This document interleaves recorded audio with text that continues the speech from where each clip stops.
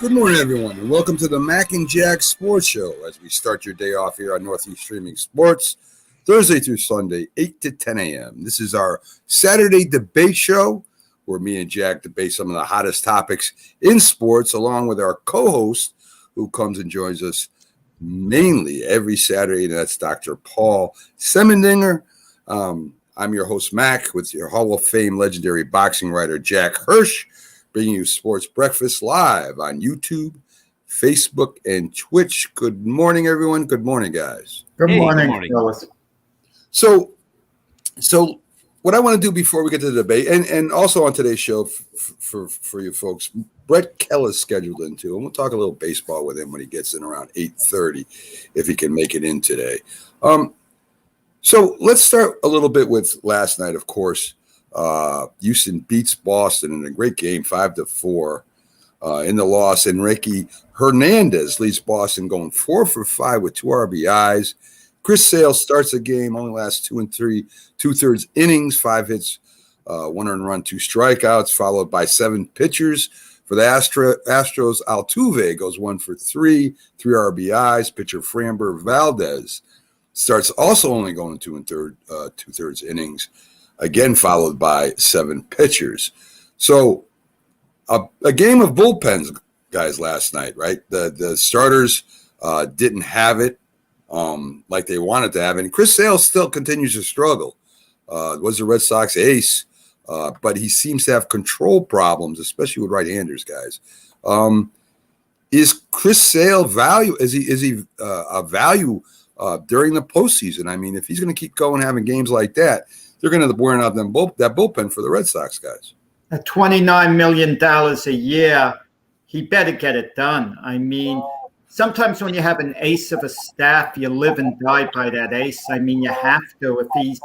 If Chris Sale isn't good enough, then the Red Sox aren't good enough to advance. I mean, the strategy's simple. You're not going to play games with Chris Sale. You're not going to put him on the shelf and not pitch him. You're not going to use him for middle relief. If you're going to bring him in as a closer, you may as well start him. I mean, because he is starting pitcher. He is your ace. I kind of wonder, is he still hurt a little bit? Okay, you kind of wonder because it's the playoffs. Are they bringing him back in a situation where they might not bring him back if it were the middle of the season? I mean, we don't really know what the answers to that. We don't know how Chris Sale is feeling. He might want to be in bad enough. He might be convincing the Red Sox brass to give him a shot, let him pitch. He could get it done. And then if he's not getting it done, I mean, what can you do? It was like the Yankees losing to the Red Sox. I mean, if Garrett Cole's on the mound, it's very simple. I mean, he's your ace. You go with him. If he's not good enough, the team's not going to win. The Red Sox have enough secondary pitchers at least to mitigate the fact that Sale isn't Chris Sale like he should be. But I think you're right, Jack. I think he's probably still hurt, or he's not fully recovered, or he doesn't have the strength back because he hasn't looked very good. And yeah, he's your ace, so you got to go with your ace. But just like the Yankees lost that one-game playoff because they went with Garrett Cole, the Red Sox are in the same situation. And, if your ace isn't 100%, we talked about this on the Start Spreading the News show last Monday. Does your ace have an obligation to say, you know what, I'm not 100% and I can't go, but these guys are warriors and everybody thinks that they can step up and do it. And you want your players to have that kind of mentality. So you put your hopes and your dreams on the guy's pitching arm. For Sale, it's his left arm, and you got to hope that somehow he can find something, dig deep, and get guys out. But, Doc, don't people criticize a pitcher if he says he doesn't want to go? He doesn't feel that good. That's what I'm saying, right? So they're going to say that. They're not going to say that. They don't want to get that. They don't want to be called weak. So they're going to say, of course I can do it. But are they hurting the team by doing that? Right. Like I remember before the 2004 playoffs, the Yankees against the Red Sox, before the 7th game, Kevin Brown was set to pitch for the Yankees, and he was somewhat hurt, and Joe Torre and Don Zimmer kept pressing him, are you 100%? Do you feel okay? Kevin Brown said he felt okay. Then later it came out he didn't, he said. And you tried to get it out of the pitcher, but it's so hard. They're always going to say they want to go unless the pain is so bad. Yeah, David Wells had a similar thing with a back pain, and then he's like, "Yeah, well, I was hurt. Thanks for telling us now." Yeah, I mean, listen, I think that's where coaching and managing is key to this, right? I mean, it's just like football when they call it, a concussion used to be called just ringing your bell. The NFL player is going to go back in. Boxing, a lot of boxers feel that they're weak if they quit when they should quit. So that's important to have a manager and a corner crew that will, that understands what the boxer is. It's the same thing, I think, in this case, guys. If Chris Sales is hurting, and you could tell by his pitching whether he's hurting or not. I mean, you just could tell, right? If he's not throwing, if he's known for control and he has no control on his last few outings, you have to make a decision. You have to say, well, sorry, Chris, you're going to have to sit this one out, do some more reps, and we'll watch you. It's too important to throw somebody out there that's not 100%. That's for sure, because this game they're not going to get back. This may be the game. Well, how far do you go with him? Chris Sale is probably, not definitely, probably going to start another game this series. And if he gets off to a slow start, do you let him work out of it the way you would an ace? Remember with Garrett Cole, the one-game playoff at the Yankees, he was removed after 50 pitches. That's highly unusual to remove your ace in a situation like that. But you get the feeling Chris Sale is going to have a short leash the second time around. He better establish at least a small level of dominance early in the game for them to stick with him. Because if he has control problems, he's a little shaky. It could be a pretty quick hook, which is I'm sure they'll give him a quick ace. Yeah, they say feelings don't count now. I mean, I don't care what your feelings are. It's the playoffs. And, no, the Yankees did that with Denny Nagel, if you remember, in the 2000 World Series. Well, he wasn't at Garrett Cole's caliber quite. No. But they lifted him, 1 out away from getting the win because, again, Mac was saying feelings don't hurt. Feelings don't matter now. Well, and they brought in David Cone. Well, the best case of feelings, I guess, didn't matter, and they were hurt, was in the Yankees, the 1981 World Series, the 6th game with Tommy John. The Yankees are winning 1-0, and they have the bases loaded in the last of the 4th inning, and Bobby Mercer pinch hits for Tommy John, and Tommy John couldn't believe he was taken out. And ironically, Bobby Mercer hit a ball to the warning track. Imagine it went out, then it would have been a brilliant move. It was caught. Tommy John went out, and the Yankees lost something like 11-1. Yeah, George Frazier came in and lit the bonfire, as I recall. Oh. So the championship series continues today. You've got Boston playing the Astros at 4:20, and then today the Braves and the Dodgers series starts later tonight. A little bit, Doc, because we didn't get your commentary on the way that game ended. I mean, these teams, I think they played each other and they split all season. The teams that they played out of the division, it was like 1 game apart. I mean, these two teams were, probably, we'll find out. I mean, if you want to go off the 162 game schedule, they're the best 2 teams in baseball. There's no doubt about that. Of course, it's playoffs. It's different. It's a different season now. But, we use instant replay for foul balls. We use instant replay for stolen bases. We use instant replay, whether the guy is out running down first base. And I know it's a judgment call. But if you're going to use instant replay for all that, and this guy definitely didn't go around. He definitely held up. And you're going to rely on a guy that's 90 feet away to make that call. Why aren't we using instant replay for that? I know we want to speed up the game, but it's there. Especially all right, so I don't know how long you have on the show. What do we go till 10 o'clock? It's a 2-hour show. Yeah. I think that today's going to be the special 5-hour edition because you're going to get me going on this. I don't mind instant replay. I'll try to make this as quick as I can. I don't mind instant replay if the purpose is to get the calls right.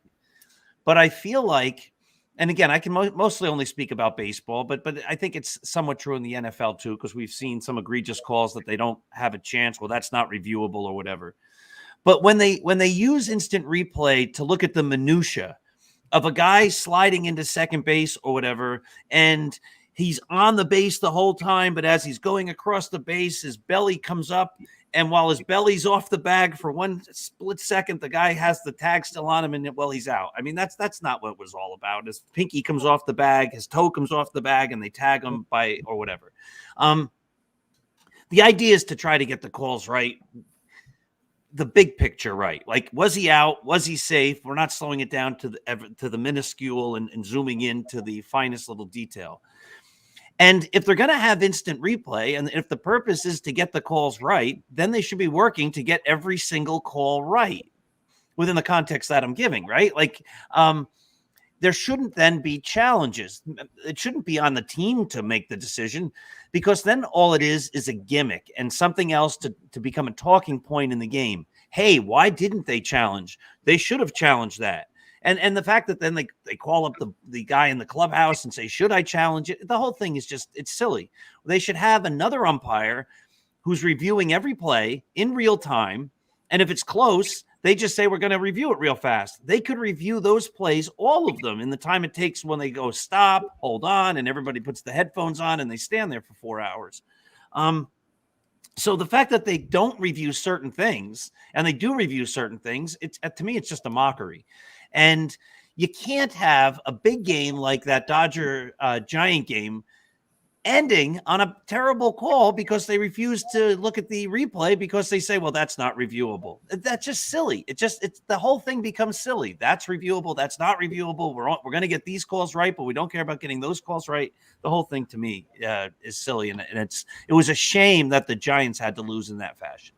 I don't think, and I mentioned this to Mac on the last show, I don't think replay is an issue here. I think the rule has to get changed. Did the batter intend to swing? I don't want to see any more, well, he broke his wrist. Yeah, did the batter intend to hold up on his swing? That's all it is, plain and simple. And in so many cases, a batter's attempting to hold up, but he just barely breaks his wrist. He's not going to hit the ball. It changed the rule completely, whether he intended to swing or not.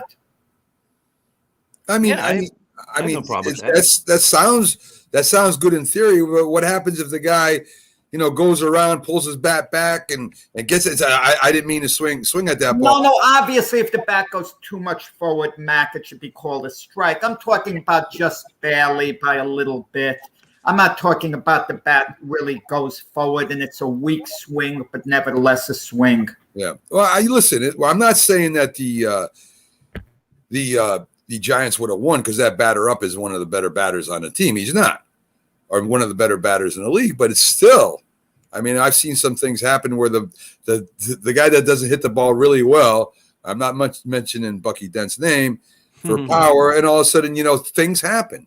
So it was a shame that great of a series was decided by that. I know the Giant fans have got to be going crazy about that right now still. And it's going to be one of those things that, what if? Which is a term I heard. And the series is tainted, and it really shouldn't be tainted because in reality, the Giants had only one more strike left, and they had Wilbur Flores, excuse me, at the plate. Maybe he gets a hit, maybe hits a home run, but percentage-wise, right, overwhelming, he's probably going to make out. But what people are going to talk about is this check swing. What's amazing about baseball? Let's say we were script writers and we had to do every scenario possible to have the Dodgers beat the Giants, but the Giants get out saving face in a certain way. I mean, who could write this stuff up? I mean, in all of baseball history, this is probably the most controversial check swing of all time. You could be right. So We got them playing the Braves, who's one of the hottest teams right now. Good pitching staff, pretty good hitting. The Dodgers, the machine. It'll be very interesting, that series. Also see how that goes down. Doc, we talked about this a little bit earlier. The Cardinals manager was released, right? Mm-hmm. Now, he's been a winner with St. Louis since he's been there. He brought the St. Louis Cardinals back, almost beat the Dodgers in that wild card game, gave him a hell of a game. And they said they let him go because of issues of, personality or philosophy. I've heard this a lot when they let winning coaches go. To me, you pay the man to make the team a winning team. Now, whether he gets along with the general manager or the front office people, that's to me two different discussions, right? I mean, that's something you either got to work on or you accept. But you don't get too many managers that can bring you back out of nowhere and make a run at the playoffs. You don't have too many managers that will consistently keep you in the mix like the Cardinals manager did. What are your thoughts on that? Do you think the Cardinals made a huge mistake, or do you think they have every right? Do you think they were right to let him go? Well, I think that gets into that whole question of how much of an impact does the manager have, right? And again, I don't want to turn everything to a Yankee talk, but it comes, the Yankees are having the same kinds of questions. On one hand, Aaron Boone's taken them to the postseason 4 years in a row. On the other hand, the Yankees haven't really looked good when they've gotten to the postseason, and for long periods of time during the regular season, they don't really look good. But he seems to get along with the front office, and he seems like he gets along with the players, and he seems like a great guy. And if they're valuing that, then the Yankees are going to bring him back. And it looks as though the Cardinals weren't happy with some of the other things, and so they just use the general term philosophical differences, and we're going to move in a different direction. So I think each team looks at this in its own way. There have been times when front offices and the managers have battled, and the teams have won, and they kept the manager. And there have been times when front offices and managers have battled and teams have lost, and they get rid of the manager. The hard thing is when the front office and the manager don't get along and the team wins. That's when it's hard. And I think that's what's happening with the Cardinals. Guys, we don't know what goes on behind the scenes. When Joe Girardi wasn't renewed as Yankee manager, okay, they wouldn't renew his contract. We didn't know the dissension that went on behind the scenes. We thought Girardi would be back. We were a little bit surprised that he wasn't. Now, the Yankees lost to the Astros in 7 games that season. Had they won that series, which they easily could have, they would have went on to the World Series. Had the Yankees won the World Series that year, there's a good chance Girardi would be manager today. They weren't going to move on from Joe Girardi had the Yankees won the World Series and said philosophical differences, because they wouldn't be able to. We don't know what's going on behind the scenes. Sometimes they have companies, organizations, and I'm not saying this is the case with the Cardinals, but you could have had a manager who just disregarded everything the front office was saying, didn't show them proper respect, and they felt they had to move on from him. What were they going to do? Wait until they had a losing season and stick with them? And they had to cut ties. Had the Cardinals gone to the World Series, they wouldn't have been able to cut ties so easily. But we don't know what goes on behind the scenes, in an organization a lot of times. Maybe the manager, wasn't cooperative. Maybe he was, no clue. But I'd like to hear Shildt, the manager, the ex-manager of the Cardinals, give his version of what went on. Yeah, I think you're right. And I think a lot of this is stuff that we'll just never know, right? Because it's behind the scenes and it's personnel. And you know what? We talk about pitchers wanting to take the ball and go out there and do their best job. And I think that's most often what managers do in a different way. You step up and you leave, and you just, you don't air your dirty laundry when it's gone. Listen, and the general manager doesn't often do that either, right? It's not going to say we got rid of him because of we had a disagreement about X, Y, or Z. They just say, we just weren't thinking along the same ways. He wanted to take the team in a different direction than we wanted to, so we decided to split ways. Right. Yogi Berra was let go as Yankee manager after the 64 season when they lost the World Series in 7 games, and they said he'd lost control of the team. I mean, there are different reasons you give. I know that was a different era, but you get situations. I mean, the GMs are the ones in power now. Somehow, the owners have made GMs their right-hand man, and the owners might not be involved in the day-to-day operation of the teams, but they trust their GMs to report to them on a regular basis, and they defer to their GMs when push comes to shove. So the managers, we're living in an era where the manager has to follow the GM. There's a chain of command. In the past, the manager would say, I make up the lineup, I'm in control. And they'll even say that to the owner. I'm the manager, I'm managing the team how I see fit. Now it's, I'm managing the team how you see fit. Mm-hmm. I would guess it seems that you're right that way, Jack. I imagine there's still a few old school managers out there that still. A few command power still, like Tony La Russa. He commands power. So Jerry Reisendorf, the White Sox owner, let Tony La Russa do whatever he wants. A few of them who've been around command that type of power, but they're not many. Well, is that because they're hiring a different breed of manager? I mean, if you think about it, you go back 30 years, 40 years at the most, you had managers like Earl Weaver and Billy Martin and a few others that were very confrontational and that were very much my way or the highway. And, they won games. I mean, they won World Series with managers like that.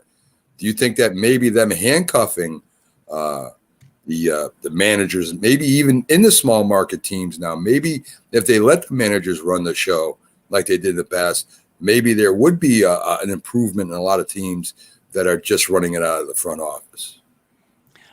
I think by and large that you're absolutely right about that. I think that they so rely on analytics and statistics and things like that they force many managers on many teams to lose the feel of the game, right? Because they say in this situation, use this and that, rather than saying, let's get a feel for what the game looks like and what the players look like and how they perform on any given day. And so I would rather the manager have much more control than the general manager. In my perfect world, the owner provides the money and the finances. The GM is given a budget to work within to try to build the best possible team. And then you turn that team over to your manager who runs the team on the day-to-day basis. And the GM shouldn't be part of that. I agree.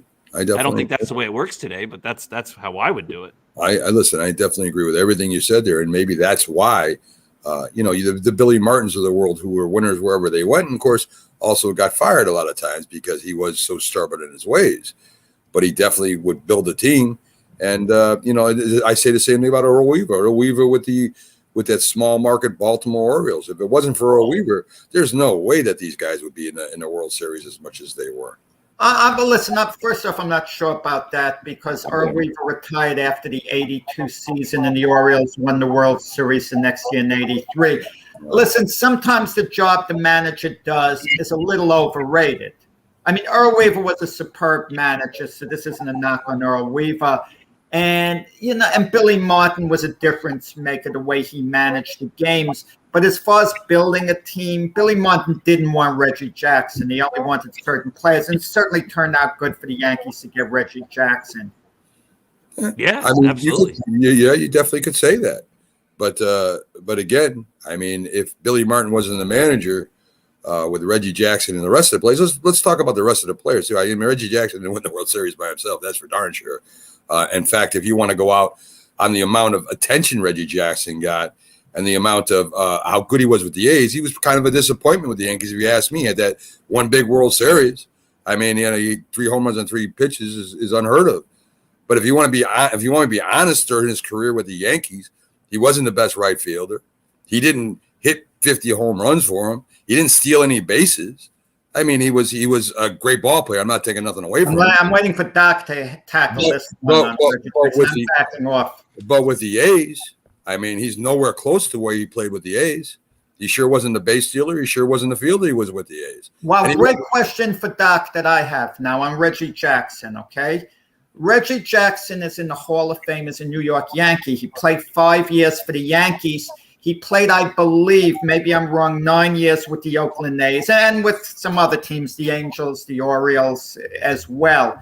Should he have been allowed to go into the Hall of Fame as a Yankee? Because, listen, I can argue he had a better career as an Oakland A. They won 3 world titles. when Easily. he was a member of the Oakland A's, 2 with the Yankees. He did go to 3 World Series with the Yankees. They lost one in 81, but they won. Okay, should he have been allowed to select? Because he obviously made that decision. It was more prestigious to go in as a New York Yankee. But in the case of Gary Carter, he wasn't allowed to go in as a New York Met. He had to go in as a Montreal Expo because he was with the Expos a little longer. That's an interesting. I think they changed all that, and to be honest, I forget how that all. But there was something also at Wade Boggs. Wade Boggs. And there was something with Dave Winfield and which team was going to give him the most money. I think stuff like that should be determined by the institution, the Hall of Fame. They should take the teams giving players extra money or whatever special benefits, and it really should be the team that you spent the most time with or made your most famous moments with. And there's no doubt that Reggie Jackson was more of an A than he was a Yankee. Of course, his greatest moments were those 3 home runs in 1977. But his career, the bulk of his career, where he began and ended his career, was in Oakland. So, yeah, I would have had no problem with Reggie going in with an Oakland A's hat because he really made his mark as an A, and he won more World Series as an A.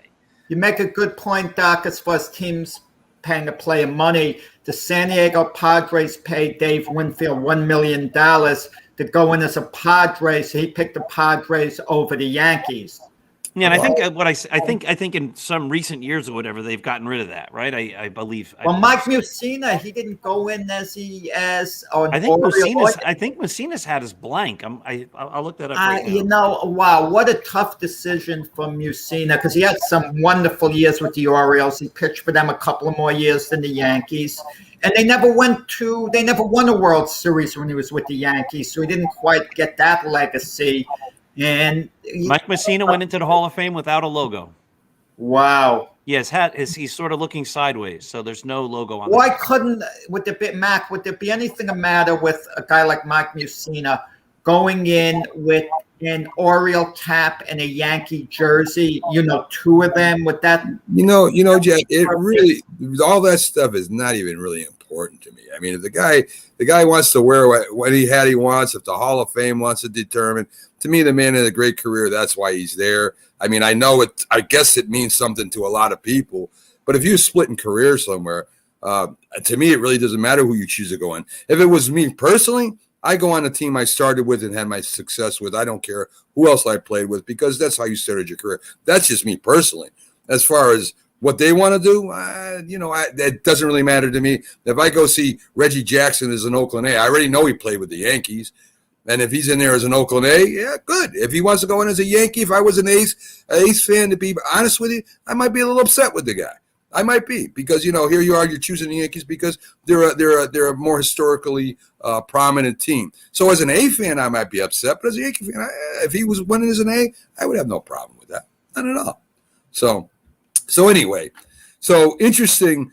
The Cardinals released a manager that might be up for other jobs. Now, the thing I wanted to get through before we went through all that was that the manager really isn't going to say anything if he's going to continue to want to manage, right? We're talking about what happened behind the scenes. I guarantee you, if he wasn't managing again, he'd be telling everybody what happened behind the scenes because he would have a rightful right to do so. But since I think he still wants to manage, there are some managing teams that are looking for a good manager. If he started bad-mouthing the front office, of course, they're going to look twice at trying to bring him over. So I think that's the reason why you're not going to hear what happened from him anyway. Great point, Matt. Great point. And I think sometimes you just don't air your dirty laundry. I mean, it's just called class, right? You do your job and you just move on. Yeah, but I think it would come out, Doc. I mean, I think a relative, I think a wife. I mean, you can't control who's going to say anything. The guy may not come out and say, hey, the Cardinals management are nonsense or something like that. But his brother might, his wife might. I mean, then the story starts growing and blah, blah, blah. But I guarantee you he wants to manage again. Nothing's going to come out like that if he wants to continue managing. I mean, you have some manager spots open, right? I mean, you got the Mets are looking for a manager. The Yankees are still not totally Aaron Boone. There's a lot of stuff open over there. So, he's smart. A good question. Should teams hire managers from within the organization, like promotions, more or less. They work their way up from the minor league and get promoted, be next in line. Or do you go outside the organization? I could understand if you get a chance to get a really great manager, you could go outside the organization. I get that. But should the philosophy be that we try to hire from within? I think it all depends on so much. Like when the Yankees hired from within with Buck Showalter, that went really well. When the Yankees hired from within with Stump Merrill and Bucky Dent, that didn't go as well. So Doc, isn't it like I would think if you're working with somebody or somebody's on more of an equal level to you, and all of a sudden they're your boss, whether you like it or not, there's either going to be a little favoritism, a little friendship, a little envious, a little jealousy. It's hard to be in a position as an almost equal to somebody. Very rarely good. There are people that have done it, but it's hard to say, okay, I'm the manager now, and whether we went out every Saturday night or not, and I know your family, guess what? You're on the bench now. That causes kind of problems within the clubhouse, I think, in certain situations, not all. But I think a lot of times it's better to get the best manager or the best guy for the job, and outside is normally where you're going to find that. I think anyway. You see what happened with the Mets, right? The manager there came up through the minors, and he wasn't ready to be a manager, I don't think, even though he was said to be a very good baseball. Well, Louis Rojas got the job because Carlos Beltran. I'm just telling you why I know that, Jack. I'm saying why he was hired was because he spent a lot of time in the minors with the Mets organization, and he knew a lot of the players that were on the team from the minors that he coached. So that was why the former administration, that's the reason they gave for hiring the man. I just don't think he was ready yet. That was my opinion. But I think it all depends. Dick Hauser became the Yankee manager in 1980, did a great job. He had been a coach. Now, if you're saying, I think there's a difference if it's a player then who becomes the manager. That was the Yogi Berra thing.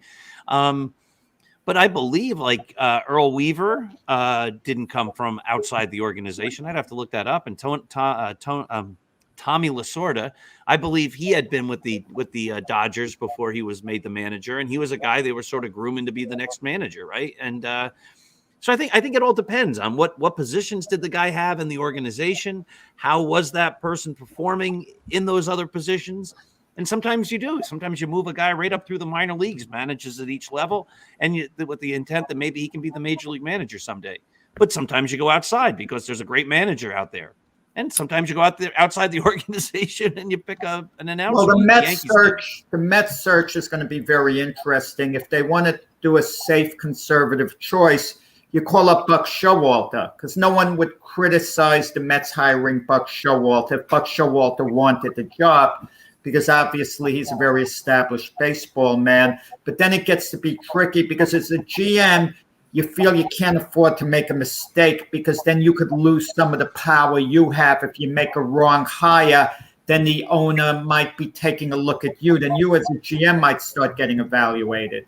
Well, folks, backstage right now, we got Brett Kell, who pops in with us, our baseball expert, knows everything about from the minors to college to winter ball, summer ball. He's all over the place and knows a lot about, of course, MLB. So let's bring Brett up and see how he's doing. How you doing today, Brett? Morning, gentlemen. Good morning, Brett. How you doing? So Brett, we were just discussing a couple of things. First of all, what's your opinion on the way the Dodger San Francisco Giant game ended? I mean, a great series. Then there's a supposedly not a check swing, a swing through called by the first base umpire. Of course, he said he swung. And a great series has ended on a little bit of a controversy or whether it was a check swing or not. What are your thoughts on that? I don't know how many times check swings you go back and look at them and you're like, how they say it was safe, but you're like, okay, that they cleared. It's really. I think they're probably at 50-50 on check swings. Honestly, so it's just. I saw memes out there where people showed one that that guy called it earlier or didn't call it earlier when it was worse than that, and it's like it's just it's difficult to make those good calls like that. Brad, let me ask you this, okay? should the first base umpire ever be, or third base umpire ever be asked on appeal to make a decision on a check swing? Because the umpire is the one who's closest to the bat, and they're a little bit of a distance away to have a close look. So do you think they should maybe do away with the appeal on a check swing and it's just the umpire's decision, case closed? Again, I think if you go behind the mound, it's going to be a 50-50 situation there. It's and the only time they ever go on appeal is if the catcher asks for it. So, well, see, that's what I think maybe should change, right? Maybe it shouldn't be the catcher that's asking for the appeal, because sometimes the home plate ump is blocked because you have the catcher in front of them, the batter's moving. So maybe they should take that out, where the catcher can appeal. Maybe it should be done by the home plate umpire, Well, right? I think technically it is. The catcher can ask. Right. But what That's I'm all saying, he's doing. The umpire doesn't have to what go I'm to saying, the appeal. Doc, I see 100 times where 99 out of 100 when the catcher points down to the first baseman or third baseman coach and the home plate umpire lets him do it. What I'm saying is maybe he shouldn't even be able to ask. If the home plate umpire doesn't see it, he should be the one that just says to the first or third base umpire, I missed it. What did you see? Something like that. At least be honest, right? Okay, hold on now, but think of how many umpires are gonna sit there and say that right off the bat. You know, and there's some that I have to respect them because they've been in the game a while. But you get like an Angel Hernandez or Joe West, they think they're 100% right 100% of the time. So you know what, they're never gonna want to go down to have someone else guess their work for them. Yeah, I just see it all the time where the catcher raises his hand and they're asking a guy 90 feet away whether the guy swung or not. And to me, that's a little crazy. Right. What they're looking at is the angle. They want to see somebody else can have a different angle on the bat, right? Right. How far did the bat travel? That's really what they're looking at. And I don't know if they, I don't know if they see that or not. I'd be worried about the ball being hit at my direction and whether to make the call on first base or not, more than whether the bat, whether he swung all the way through or not. We talked about it a lot with you, the St. Louis Cardinals, Brett. You were talking about how this team had a good shot going to the playoffs. You were correct. They did make it to the playoffs. They end up playing the Dodgers. Heck of a wild card game. Come on at the end of the season. I think, what it was, 17 games in a row, 18 games in a row, something ridiculous they won. And at the end of the year, the Cardinal manager who has made them helped make them a winning team and led this charge is released. What do you think about that? Well, they're always talked about certain managers can they can help build a team, but they're not like that playoff style manager. And the Ned Yost had that label on him for a while, and there's good managers that can groom a team to become that playoff team, but they're just not that playoff style manager. The reason I saw was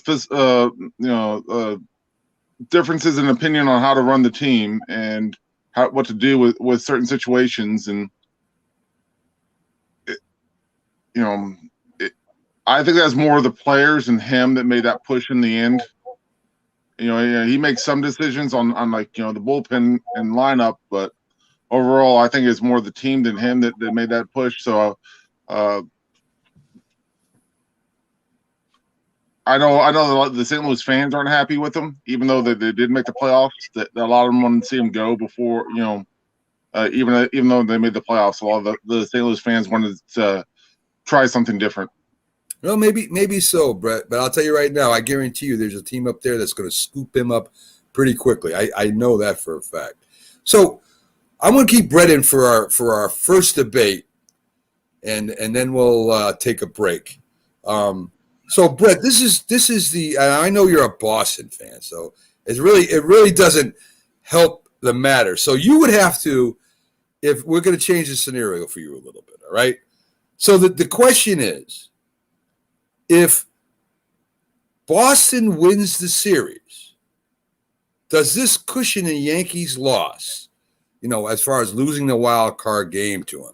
So I guess you could have an opinion on that. You could have an opinion whether it cushions the Yankees' loss or not. But Jack is going to start us off. So if Boston does win the World Series, does it, cushion the Yankees' loss? Mac, you know I love you, but to say that the St. Louis manager, I'm going to answer the question in a second. It's going to be scooped up, and you know it for Believe it. You're pipeline to these GMs that I don't have. I believe it's going to happen, Jack. There's people looking for a winning manager out there. But answering the question. And let me interrupt you like you interrupt me. I love you too, Jack. Go ahead. Okay. But to answer the question, okay, it bothered the heck out of me what Davey Johnson said. And this is related to the question. Back in 1988, the Mets had a better team than the Los Angeles Dodgers. They dominated them during the regular season, yet they lost to them in 7 games in the playoffs. They should never let that World Series get away. And the Dodgers went on to win the World Series. And after the Dodgers won the World Series, the Met manager, Davey Johnson, said, well, after the Dodgers won the World Series, I felt a heck of a lot better. I'm not a Met fan. I'm a Yankee fan, but I was furious with that remark. You feel a heck of a lot better? No, it doesn't cushion the blow. The Red Sox could win the World. Let's say they went on and won the World Series. It would make me feel worse because I would be thinking this could have been me as a Yankee fan. If the Red Sox were good enough to win it, we would have been good enough to win it. No, it shouldn't cushion the blow. Not at all. I couldn't, as a Yankee fan, be saying, oh, we lost to the champs. I can't refer to this particular Red Sox team as being the champs, okay? Listen, when the Yankees lost in the playoffs to the Red Sox in 2004, the Red Sox went on to win the World Series. It was a disaster. The blow wasn't cushioned. It's not going to be cushioned this year if the Red Sox could somehow win the World Series. I don't think we take anything out of this as Yankee fans, and I don't think it's a consolation prize in the least. Well, Jack, I mean, you know how I am, right? On the show. I hate ifs. I hate couldas, wouldas, shouldas. I really do, because your record is what it is, and you do what you do. But I can see where fans, a lot of Yankee fans, would feel a little bit better if the Red Sox won the World Series. Believe it or not, for their own kind of thing. And where this is more prevalent is when you're defending yourself against another team, right? So a Mets fan comes up to you and says, you guys lost the playoff game, you guys suck and all this stuff. And then you turn around and say, well, at least we made the playoffs, right? How many fans do that? And so this is the same kind of thing, right? At least we did something or other. So I can understand, and not me personally, where a lot of Yankee fans would, even though they hate the Boston Red Sox, a lot of them, would feel a whole lot better about the season if the Red Sox won the World Series.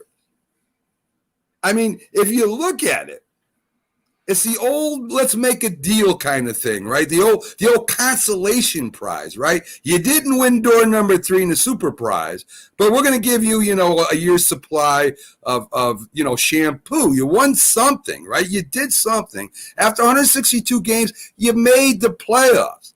And as upset as I am, as I've been all year about the way the Yankees structured their team, and I knew they weren't going to do anything in the playoffs. I told that. Doc has said it. I've said it. A lot of people have said it because it's the same old, same old. But a lot of fans, and if you go to these Yankee groups, they're going to say, well, we won this many games and, we didn't have this and we didn't have that. And Boone isn't that bad. And at least we had a winning season. And to me, it's kind of nonsensical, but I definitely understand it. I mean, Jack, you even said if a lot, right? If Wilder's count was, faster, then he would have won. Well, it wasn't. Wilder didn't win. But when we analyze stuff, I didn't exactly say that. Well, close enough for what I'm saying, right? So he lost by a second, 2 fights, or however you put it. The point is, he lost. But for Wilder fans, they can say that, right? They can say, hey, it was a long count for Fury. It was a short count for – it gives them a little hope. And this is what I think Yankee fans, a lot of Yankee fans, not all of them, think. Hey, at least we were there. If, Judge wasn't hurt, if Gardner was playing better in the beginning of the year, if there's a lot of that going on. It kind of gives them hope for next year, and they don't just complain all the time. So I get it. Let's put it that way. What do you think, Doc? I don't think it cushions the blow at all. I know exactly what you're saying. At least the champs beat us. The only way we got knocked out was by the champs. But, if you're a fan, you want your team to win. And the fact that the team that beat you goes further or wins the championship doesn't cushion the blow. It doesn't cushion the blow for me. Never has. I think Jack was right in 2004. I never said, well, at least the Red Sox won the World Series. Now, we're going to have a Red Sox question later on, and I think my answer is one that anybody who knows me knows what I'm going to say. I'm rooting for the Red Sox. I hope they win the World Series, but we'll get into that later. But that's not because it's going to make me happier that the Yankees lost. No. I want the Yankees to win, and the fact that the Yankees lost is disappointing and discouraging, and hopefully they beat the Red Sox next year. No matter what team I'm rooting for, if they lose, that's the end. I don't care if the team that beats them wins the championship. My team lost, period. Yeah. Hey, listen, I agree with you. What do you think, Brett? You're a Red Sox fan. Do you think the Yankees fans, at least half of them, will think that, hey, at least we lost to the World Series champ? It makes them feel a little bit better about the season. Like you said, half. I was going to go, it's going to be like 50-50. You're going to sit there and 50% like, okay, yeah, hey, we lost. Others are going to be like, it's the bleeping Red Sox. And then there's going to be so many people that are going to sit there and say, if that was a full series, we would have beat them, and instead of just one game. And it all depends on how those series also go when they do play each other. Saying, well, if versus a 1 game versus a 5 game or a 7 game, it's going to be like a sweep. Okay, we lost to the champs. Great, but if it went 7 games, they sit there and say, oh, if this would have happened in game 3, it would have been completely different, and we'd be the champs because, we. So it's always a thing, you always want to beat your rival, and I learned as I grew older, I don't hate the Yankees as much as I think I hate them. I respect them, a lot. Yeah. I still want the Red Sox to beat them, but there's players that played in my lifetime with the Yankees that I respect the heck out of as a ball player, and the way they did things, and all those years of sitting there and cussing them like I did. It's just one of those things of it's kind of like game respecting game situation. Yeah, I mean, if you like baseball and you like good teams, I mean, if you follow baseball, you put the fandom aside for a second, you got to respect a good team. I mean, you got to respect the way teams are put together, how they conduct themselves, how they play. A lot of people don't like the Astros because of what happened before. A lot of people didn't like the Yankees because, they dominated every year. I understand that. I mean, they were the villains. They were the empire, I mean, I can understand why a lot of people don't like the Yankees or didn't like the Yankees and rooted for them to lose all the time. I understand that. That was the bully on the block, right? So I get it. I get it. But I think that there's going to be a huge percent, Jack, I'm not one of them. I hate if and I hate what could have happened because it really don't matter in the end of the day. You lost. But there are going to be some fans out there that are very hopeful and that want the Yankees. That's their team no matter what. They're going to say, what if, and if it easily could have happened and this could have happened. And I think Brett does have a point. The closer the games are, if it's a series, I mean, as we analyze things, and I've heard every show I've worked with and produced say if. And we're just analyzing the game and trying to take things away from the game where if this happened, something else would have happened. In some cases, and not too many, I'll agree with what you're saying. If you take a team that overachieves and barely gets into the playoffs, the blow is cushioned a little more when they lose in the playoffs. If they lose to a powerhouse team that goes on to win it all, then they're actually happy. Look, We got into the playoffs. It was a great year, and the team we lost to won it all. So we hold our head high. But even that team, if you get into the playoffs, you barely get in, and you lose to another team that barely gets in. Then there's, I feel, that disappointment. The blow isn't, cushioned it all. But I can understand in some cases, not in this case with the Yankees and Red Sox, though.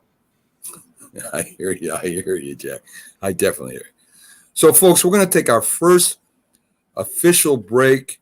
Brett, we'll let you come back and finish up after the break. We'll let you talk a little bit about your site and all that good stuff, and anything that's coming up with the league there. But we'll be right back after these messages, folks. Stay with us.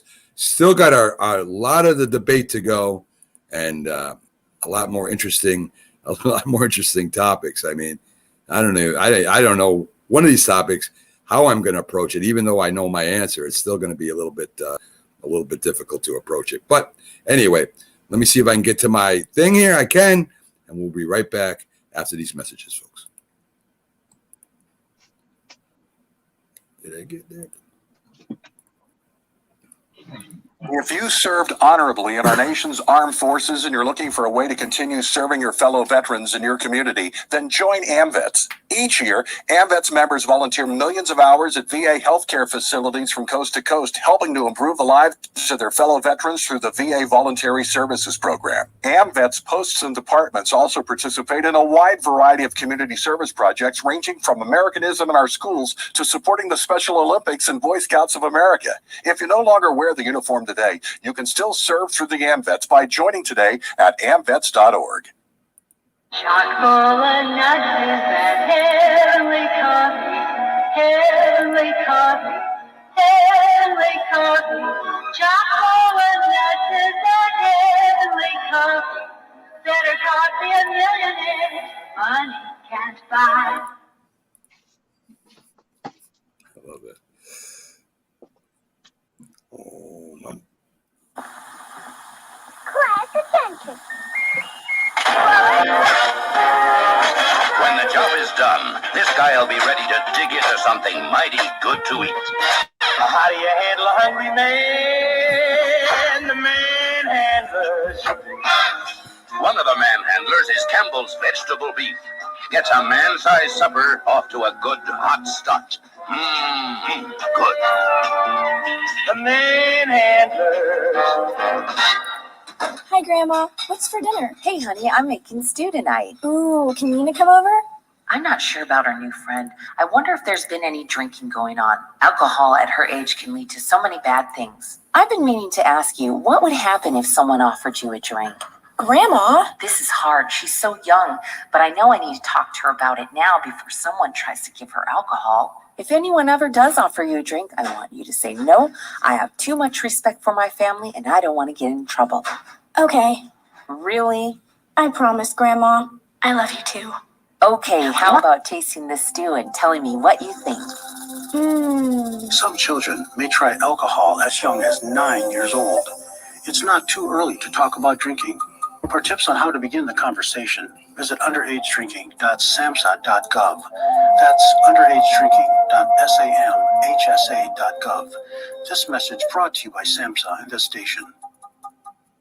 My gray hair makes me feel so old. You know what I'm gonna do? I'm gonna wash that gray right out of my hair. I'm gonna wash that gray right out of my hair. Loving Care Color Lotion from Clairol washes away your gray and washes in your own natural color. Loving Care is different. It's gentle. It has no peroxide or ammonia. So I wash that gray right out of my hair. Yes, I wash that gray right out of my hair. Wash that gray right out of your hair with Clairol Loving Care.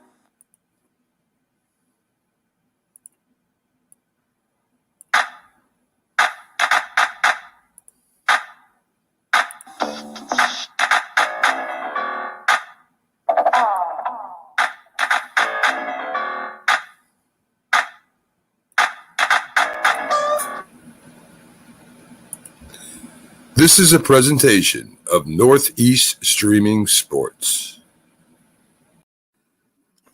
Good morning. You're listening to the Mac and Jack Sports Show on Northeast Streaming Sports. Good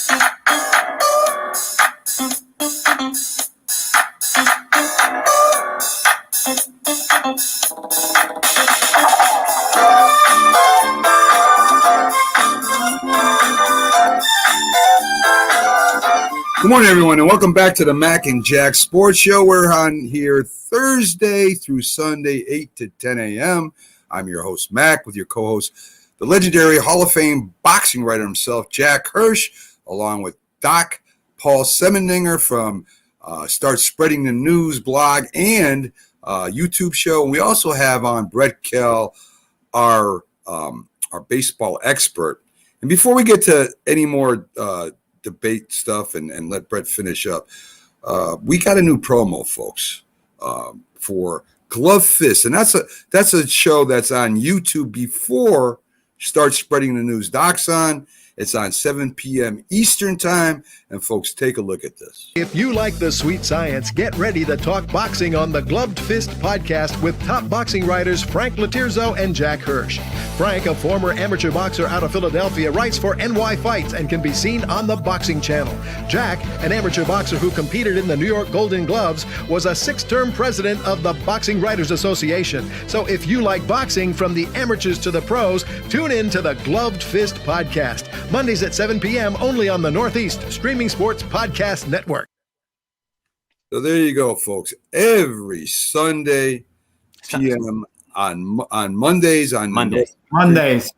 Sundays, I'm watching football. You can't get me to do that show on Sundays, Mac. Well, Jack hasn't heard the new schedule, but every Monday at 7 p.m. Eastern, before it starts spreading the news, the Glove Fist program is on, and they're doing a bang up rating on the views. Them and Start Spreading the News are going blow for blow for the views right now. They're both competing at a high level, and of course, I use the boxing terminology to describe that. So let's get back to Brett real quick. Now, Brett, and it's supposed to be Binging Baseball, but that name was already taken, so Brett had to go with Binging Baseball as a spelling for his site. Brett, tell the folks out there about your site and what you guys cover over there. Well, actually, there's two different ways to spell binging. So you can do it the way I do it, or you can add the E into it. And lately, I've had to take a little bit of a break, and I'm running for office here in town here. So I've had to take a little break until November, but I still put a little bit out there. And the one I was really surprised with that when I did it a couple weeks ago was Charlie Pride. I don't remember if we talked about this or not. Charlie Pride played in the Negro Leagues and then played affiliated baseball for the Yankees and the Reds, and then was part owner in the Texas Rangers. And the great country singer that has had all these #1 hits. I had no idea until a couple weeks ago had played was a baseball star until he hurt his shoulder. Wow. See, I mean, this is the kind of nuggets that Brett comes up with over there. I got a question for you, Brett, because you know a lot about baseball. But do you know who Babe Ruth replaced as an outfielder for the Yankees, who went on to become one of the greatest coaches in history in football? Does he have a football field named after him? Oh, man, see, you're trying to cheat. No, it's not named after him, but it's around that time, my friend. I mean, you're in the ballpark. Oh, I don't feel like I'm in the ballpark, but take a shot. He was iconic. That's the hint. He was iconic, the guy who Babe Ruth replaced. He couldn't hit a curveball. That's what did him in. Well, I didn't play for the Yankees, so. No, it's not you, Brett. It's not you. I don't. I'm not sure.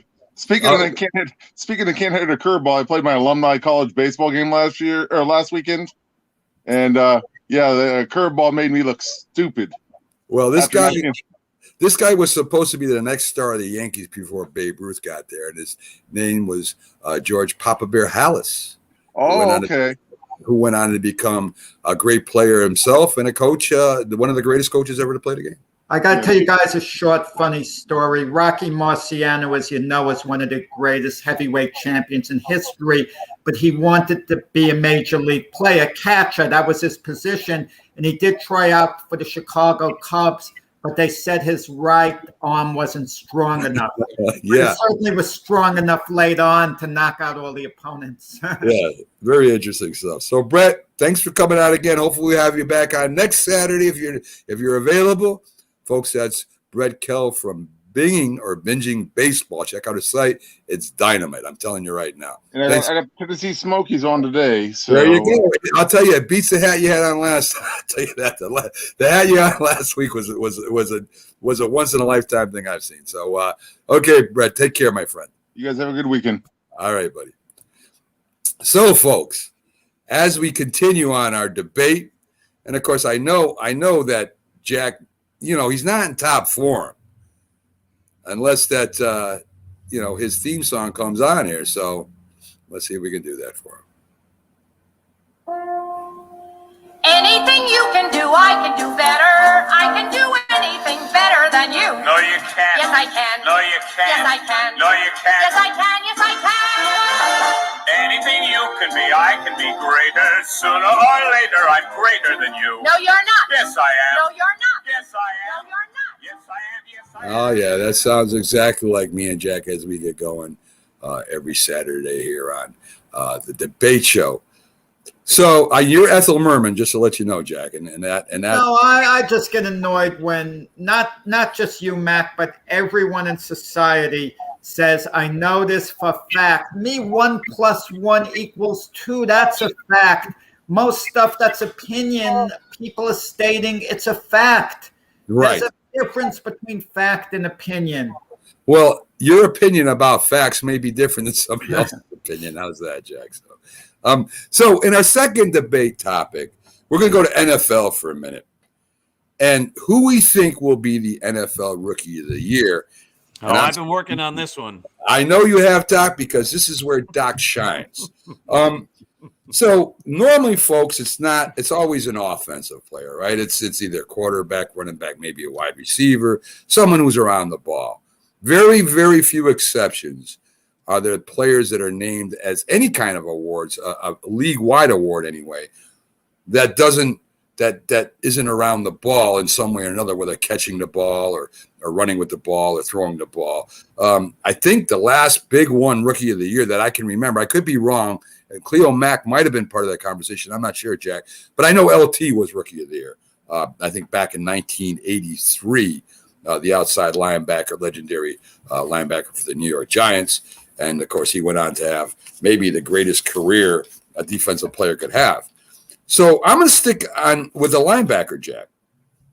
And this guy had what they said off-field problems and why he fell so far in the draft, which he really didn't fall that far, if you want to be honest. But he kind of fell in the Dallas Cowboys' lap, right?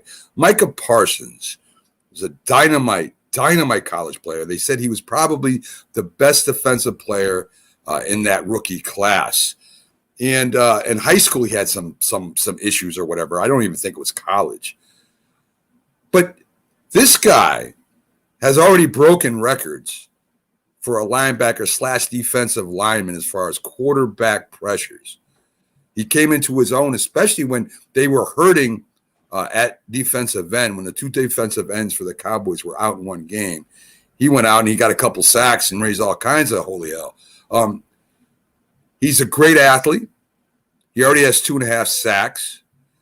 He has 25 solo tackles already for a rookie now. And if you look at if you can look forward to that, if things still hold up, who knows? He may get hurt. It may change. But it's about a third of the season way through, right? So if you times that times 3, you'll have like 75 total tackles, solo tackles for a rookie linebacker. He'll have somewhere around 8 sacks, which is great for a rookie linebacker. And he's just a playmaker.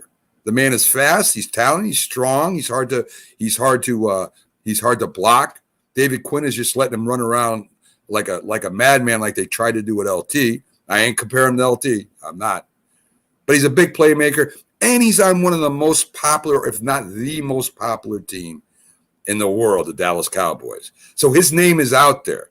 And that helps, believe it or not. I mean, the Giants were an organization that everybody knows. And, when you start looking at other teams that aren't as popular, you may have better players. but you don't see him, right? You hear about him, and you may see some highlights. But this team is on TV all the time. Attention is going to be given to him because of what he does. So if you look at it, Jack, I'm going to go with Micah Parsons. And there was another one I was going back and forth with, but I'm not saying. I'm just stick with Micah Parsons for my pick. And Doc, you're up second. Oh, you're going to give me up second. Interesting. Yes. So in my research, I know there's a worry that I'm going to waffle on this one because I'm not a big football fan and I don't follow the games as closely as you guys do, obviously. But in my research, it seems like they give a defensive rookie of the year award and they give an offensive rookie of the year award. So if I had to pick based upon my limited knowledge of football, the defensive rookie of the year that I would go with would be Trayvon Diggs, also of the Cowboys. He has an interception in every single game he's played, and he has, I think he's played in 5 games, and he has 6 interceptions. And then the offensive guy, if you're looking at the Bengals, he's already got 5 touchdowns, 200-yard games, and his name is Jamar Chase, and he's having a great start to the season. But, that's just through my limited research of scouring players and some help that people gave me along the way with some names. But those would be the 2 guys who I would think would each get that award, and I'll turn it now over to Jack. Right. I mean, the different groups making their selections, and we were talking more. We should have clarified it. My fault more than anyone's. Consensus rookie of the year from all the different groups. It's kind of the way they used to do it with the college football rankings. This group had this number 1, this group had the other number 1. So let's agree on Micah Parsons if we're going to split it up. As defensive rookie of the year. I was thinking more in terms of overall. Micah Parsons went number 12 in the draft by the Dallas Cowboys. I felt he should have gone in the top 5. That's how good he was. That was a great selection by Mac. I mean, this is projecting what's going to be at the end of the season, what's not right now. Okay. Before we know, Trevor Lawrence is going to start playing great, and by the end of the year, he's going to be number 1. Maybe one of the other players, like even Kadarius Toney, the giant wide receiver, he was phenomenal last game. What happens if he could keep this up now, game after game? He's in the mix. Kyle Pitts, the tight end of the Atlanta Falcons, who some people felt was the best player coming out of the draft. He started a little slow. The last game against the Jets, he had a tremendous game. He was really player of the game. And he might get himself into the mix. I'm going to go conservative. I'm going to actually say Mac Jones, the quarterback of the Patriots. He wouldn't be the selection now. But if you project New England to improve, to get better and better as the season goes along, he's going to be their quarterback. He's going to be a main reason.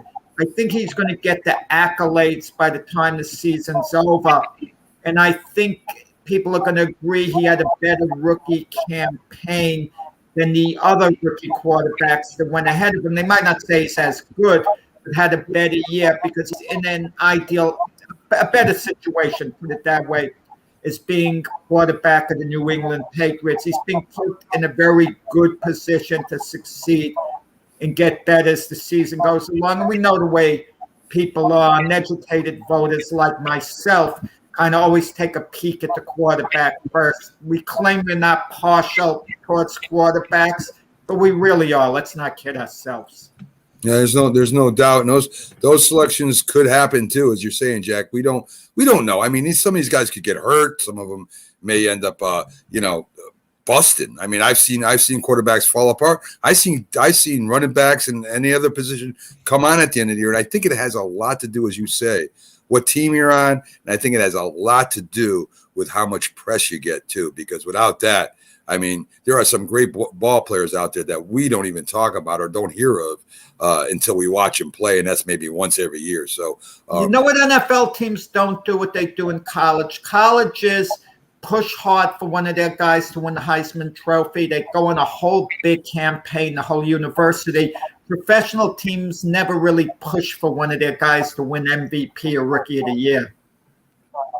Yeah, I don't know if I agree with what the college is doing that or not, Jack. I mean, come on, that's anyway. Anyways, different discussion. I like Diggs a lot. I've seen some of his plays. I mean, listen, that cornerback, if he stays healthy, he's a little banged up. But that guy catches like his brother, Stephon Diggs, over there in Buffalo. And there's always a controversy who has better hands. And I'll tell you right now, man, can he go up and get that ball. Made some incredible interceptions I've seen so far. So we're going to put a gun. We're all Yankee fans, so we're going to put a gun to each one of our heads. And if you had to, if your life depended on it, if your lifestyle depended, whatever you want to say, this is just the absolute. You have to do something. And if you had to pick one team in this American League Championship Series that you would have to actually sit in their park or the other team's park, and you'd have to wear their cap, and you'd have to wear their jersey, and you'd have to root for that team, being Yankee fans, who would it be? The Houston Astros or the Boston Red Sox? Jack, you're up first. You know, it's funny. I'm answering the question in the mindset of 2021. This Red Sox team isn't really hated by Yankee fans. They hate the symbol, the name, the Boston Red Sox. There are no players on this team, on this Red Sox team, for players to hate. If you took us back 20 years, you know, Yankee fans hated Pedro Martinez. They hated Manny Ramirez. They hated Curt Schilling. They hated Jason Varitek and several others as well. So if it was those guys from that Red Sox team, I'd say I'm rooting for the Houston Astros. I would wear my Houston Astro, jersey if I was forced into doing it in cap and root openly for the Astros to win that series. But this Red Sox team, they're kind of benign, okay? It's just their name, the Boston Red Sox. We have a bad history with them, okay? It's like two families feuding. One side of the family won't talk to the other side, but they don't remember what the reason is. It goes way past, the distant past. So my answer would be, right now, the Astros still have the remnants of the sign-stealing scandal hanging over them. They at least have a couple of villains on that team. Jose Altuve, who seems like a nice guy, by the way. He's quiet, mild-mannered, maybe screwed up. We don't know to what extent, if he did it all, but he's under suspicion, put it that way. And Carlos Correa, who wouldn't mind the Yankees signing. He's a free agent, but he has to learn to keep his mouth shut, okay? Because when he opens it, he kind of says the wrong thing by trying to defend his teammates. So we're still kind of a little mad at the Astros. So my answer would be the Boston Red Sox. That's the jersey I would wear, the cap I would wear if I was forced to choose between the two of them in this year, 2021. But if you force me to wear a throwback jersey with Pedro Martinez, Curt Schilling, Manny Ramirez, my answer might be different. Well, Jack, I've stated on this show numerous times that I don't hate the Red Sox. I mean, I'm a Yankee fan through and through. Of course, I don't root for the Red Sox against the Yankees, and during the year, I don't root for the Red Sox to beat the Yankees in the standings to go to the playoffs.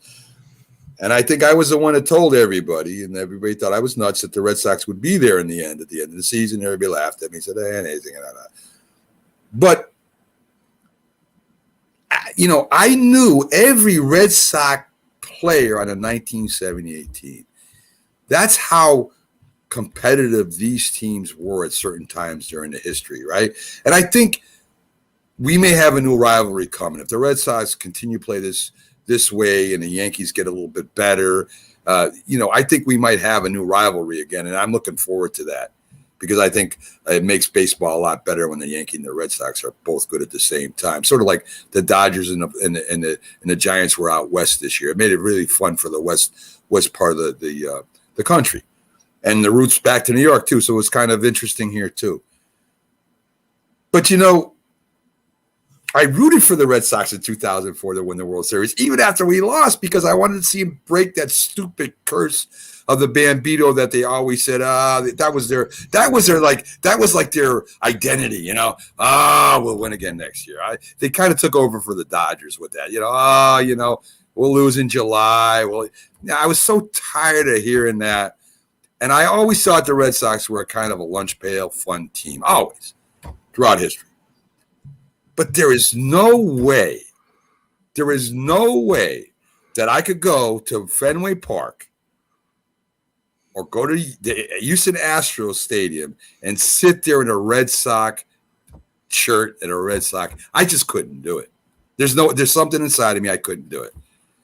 And no matter, I really don't care who wins this series, guys. I picked Houston to win the World Series. That's the only interest I got in this. And I did pick Red Sox to be there in the end.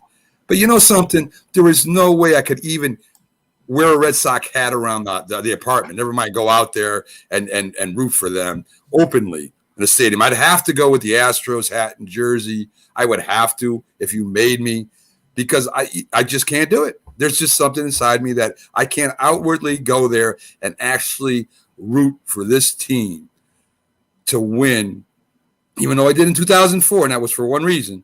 I could not right now. And I probably couldn't afford the jersey and hat back then either. I couldn't do it. I just can't do it. I don't know what it is. I can't do it, Jack. I can't do it, Doc. I just can't do it. I don't know. What do you think? All right. Teddy Ballgame, Yaz, Johnny Pesky, Jim Rice, Vern Stevens, Bobby Dorr, Mel Parnell, Rico Petrocelli, Tony Canigliaro, Luis Tiant, Mookie Betts. Yeah. Let's go Red Sox. All right, quick background. I've told the story many times. My dad grew up as the world, and still is, the world's biggest Ted Williams fan. And so he did not tell me when I was growing up, you have to root for the Red Sox. He let me pick my own team, and I ended up picking the Yankees. But I have an admiration for the Red Sox, and if I can't be happy, I'd rather my dad be happy. I'd rather the Yankees win. I'd rather the Red Sox never win a game ever again, and the Yankees win every World Series. But once the Yankees are out of it, I root for the Red Sox because I want my dad to be happy, and I think that would be great.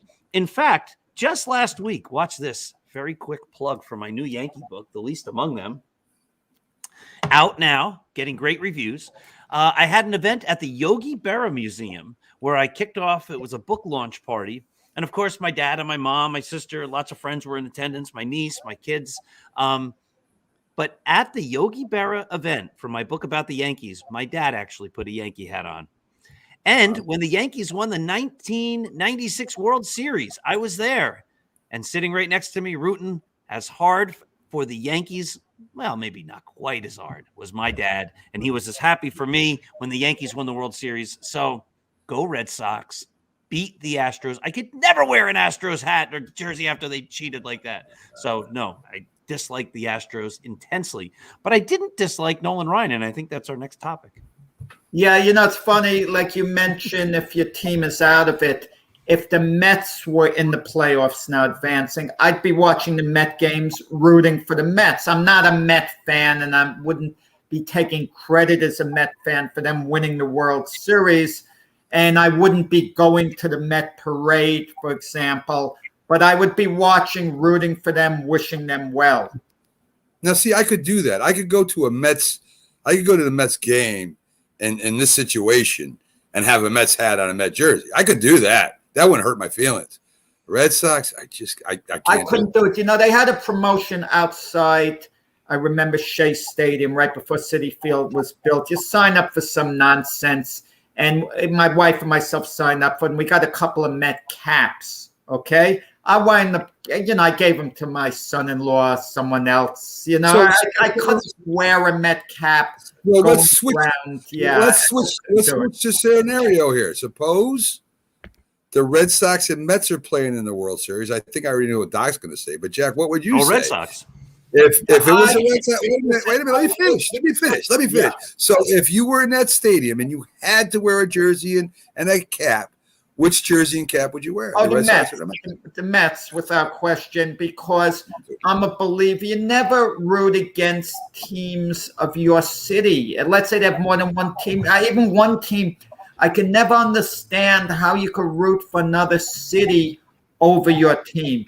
The only way I can understand that, if you grew up in a certain area, the Yankee fans all over the country, if someone moved from New York and now they live in whatever other city and they want to root for the Yankees, keep that identity, that I can understand that kind of, not to switch off, but it just never made sense to me to root against the team of your own city. I mean, or if your family, your dad was a big fan of something and he kind of, flooded your mind with, the Yankees and stuff like that. I could see that too. Excuse me. So, folks, our last break for today. We'll be right back after these messages. Stick with us. We still got a couple more topics to get to, and pretty interesting ones. So hang around, please.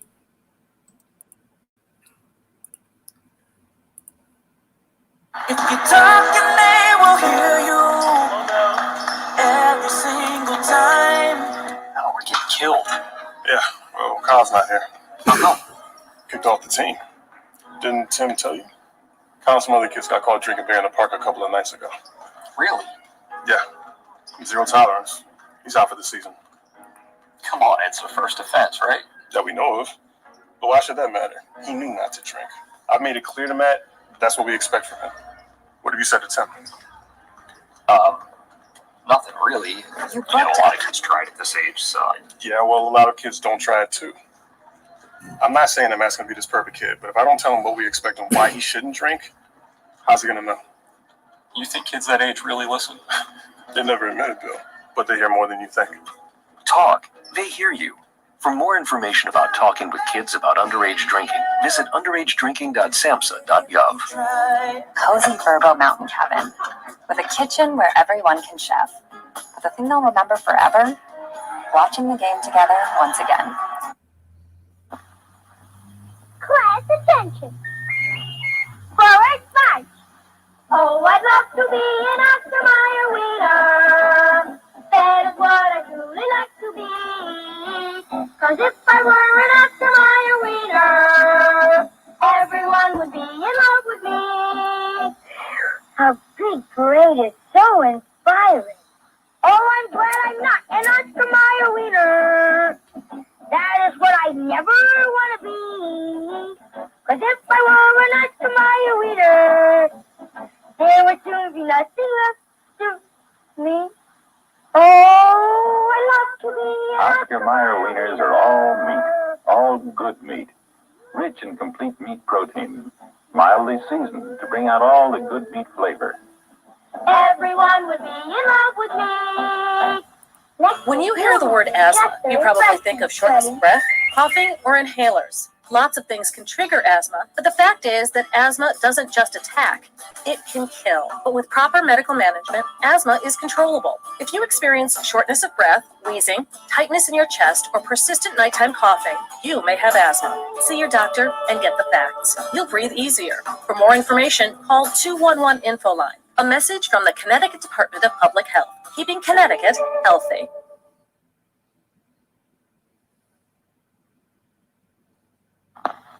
I heard you want to be a Frito Bandito like me.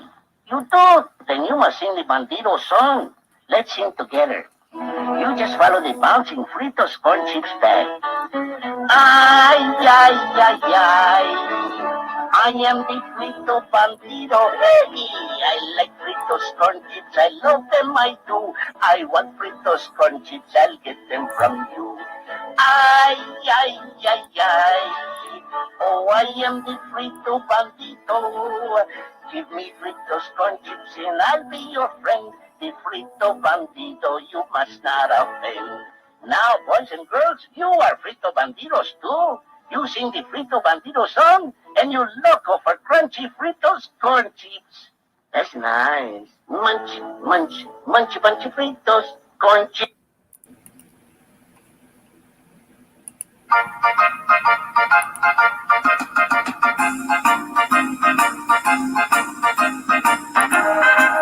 Jack is a legendary Hall of Fame boxing writer.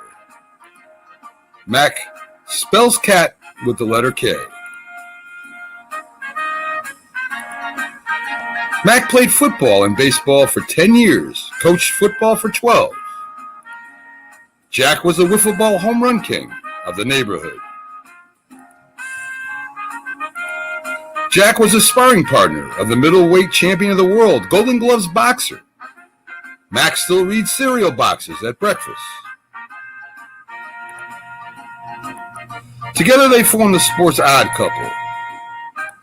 Both know sports in every way, but mostly at odds with their commentary and opinion. The Mac and Jack Sports Show, 8 to 10 a.m. on Facebook Live, Northeast Streaming Sports YouTube channel, Thursday through Sunday. Also on Spotify. Tune in and enjoy the show.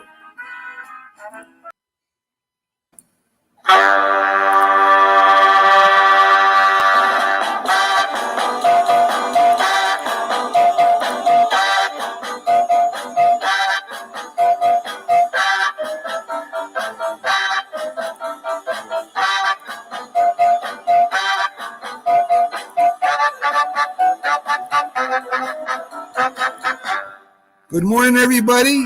This is the Frito Bandito himself, Mac, with his co-host Jack Hirsch, and his other co-host on Saturdays, the Yankee expert himself, Dr. Paul Semendinger, who's also on Start Spreading the News, a great show on the Northeast Streaming Sports YouTube channel. He's on from 9 p.m. Eastern to 10 on for an hour every Monday following Glove Fist. And if we could, we're going to take a quick little look on that before we push on, guys. It just might be the greatest sports franchise in the history of sports. A place where legends are made, and there's always something to talk about. Get ready to immerse yourself in pinstripes. Start Spreading the News, hosted by Paul Semendinger and E.J. Fagan, a couple of doctors with a prescription for Yankee fever. And now, here's Dr. Paul Semendinger and Dr. E.J. Fagan. Get ready to... So there you go. Get ready to start spreading the news with the two docs who give you a prescription of Yankees baseball every Monday at 9 p.m. So where we left off was who you would root for if you were forced to during the Red Sox and the Astros series. The two Yankee fans threw their loyalty out the window and decided to root for the Red Sox. And, of course, I picked the cheaters themselves, the Houston Astros. So there you go. That was our choices. So we have the next topic, which if Nolan Ryan was forced to pitch with the Mets, would his career have been as good or as you know, he ended up having a Hall of Fame career, which to me could be debated too on its own merits. But he is a Hall of Famer, and he went to Texas and a couple other teams where he pitched really well. I mean, he was I don't know if he still is or not, Jack. Maybe you can help me or Doc. Is he still a strikeout king, Nolan Ryan? I think he is, correct? Yes. Yes. Okay. So if he had to play for the Mets, would his career have been as good? His whole career, you mean? Yeah. So, I mean, well, what his career is there? I mean, the career I'm talking about would be the whole career. So would it be as good? And to me, you know, I don't think his strikeouts would have been any different. I don't know if his wins and losses would probably have changed.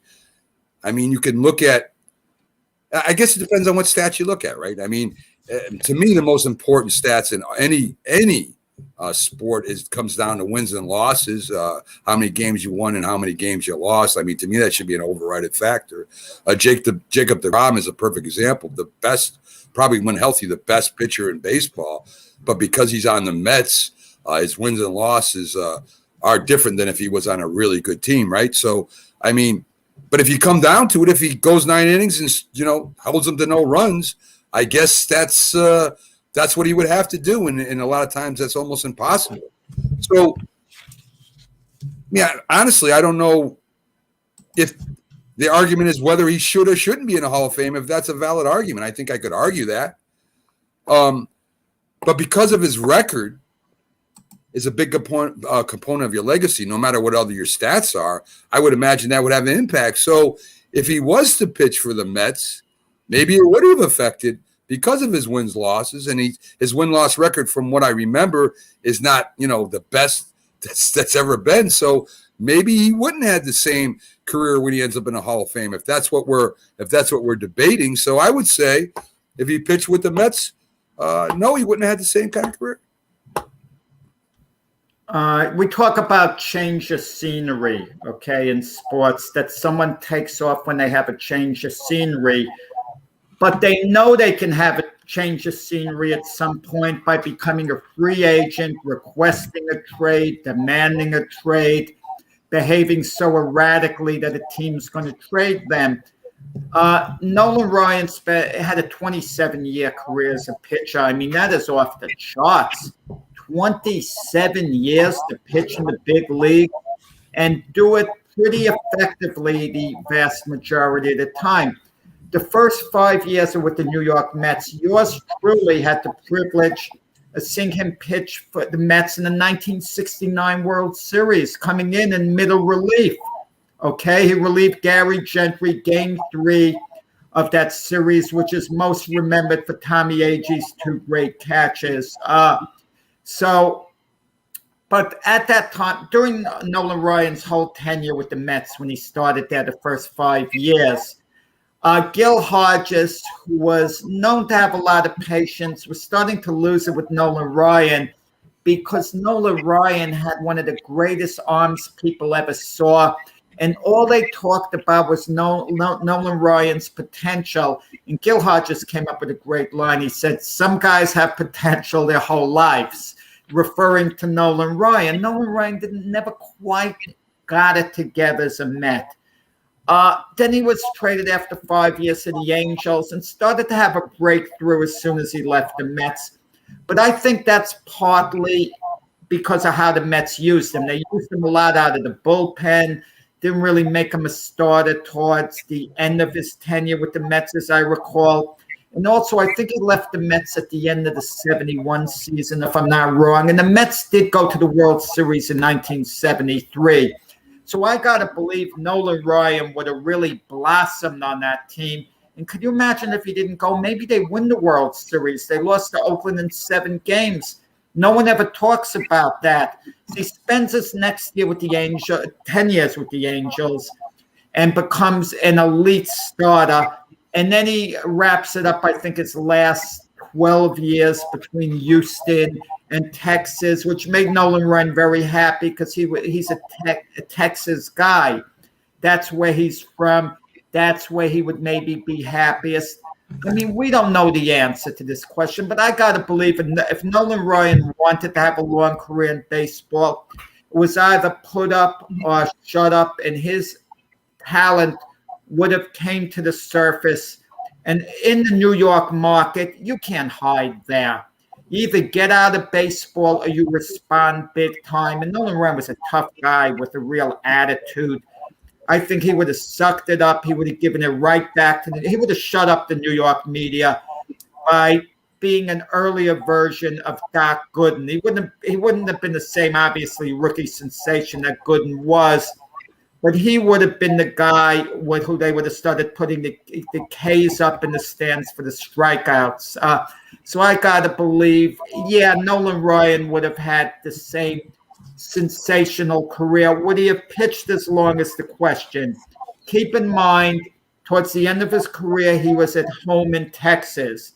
Would he have decided to retire a little earlier if he had to be in New York? Or would he have gotten used to the New York way of living and really enjoyed it? Because some people do. Mariano Rivera lives, in Westchester. He enjoys it. Keith Hernandez hated New York before he got here. And now he's in New York. So you never know how these things play out with an athlete. My guess is, Nolan Ryan would have had the same elite career. What do you think, Doc?